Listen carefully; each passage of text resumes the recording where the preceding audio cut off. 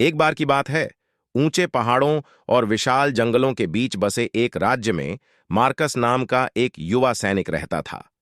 Marcus पूरे राज्य में अपनी बहादुरी और अपने लोगों की रक्षा के लिए अटूट समर्पण के लिए जाना जाता था। एक दिन एक भयंकर अजगर राज्य पर उतरा, आग उगल रहा था और ग्रामीणों में भय फैला रहा था। राजा ने घोषणा की कि जो कोई भी अजगर को मार देगा, उसे आधा राज्य और उसकी बेटी का हाथ शादी में दिया जाएगा। बिना किसी हिचकिचाहट के मार्कस ने खतरनाक कार्य के लिए स्वेच्छा से काम किया। केवल अपनी तलवार और अपने साहस के साथ वह जंगल में घुस गया जहां अजगर ने शरण ली थी। कई दिनों की खोज के बाद मार्कस को आखिरकार अजगर की माद मिल गई। अपने सीने में धड़कते दिल के साथ वह जानवर का सामना करने के लिए आगे बढ़ा। अजगर दहाड़ रहा था। उसकी आग की सांस उनके चारों ओर की धरती को झुलसा रही थी। लेकिन मार्कस अपनी जगह पर डटा रहा। उसने अपनी त्वरित प्रतिक्रियाओं से लपटों को चकमा दिया और अपनी पूरी ताकत से वार किया। लड़ाई घंटों तक चलती रही।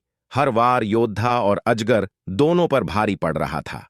अंत में एक निर्णायक वार के साथ मार्कस ने अपनी तलवार ड्रैगन के दिल में घुसा दी, जिससे वह प्राणी परास्त हो गया और राज्य को विनाश से बचा लिया। राजा ने अपने वचन के अनुसार मार्कस को एक भव्य समारोह के साथ सम्मानित किया और आधे राज्य और अपनी बेटी का हाथ विवाह में देने का अपना वादा पूरा किया।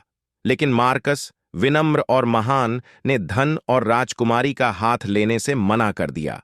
इसके बजाय उसने अपने लोगों के लिए केवल शांति और समृद्धि मांगी। और इसलिए मार्कस एक विजयी नायक के रूप में नहीं, बल्कि साहस, निस्वार्थता और कुलीनता के सच्चे अर्थ के प्रतीक के रूप में अपने गांव लौट आया। उनकी बहादुरी ने आने वाली पीढ़ियों को प्रेरित किया, उन्हें याद दिलाया कि सच्ची महानता धन या महिमा में नहीं, बल्कि महान भलाई के लिए बलिदान करने की इच्छा में निहित है।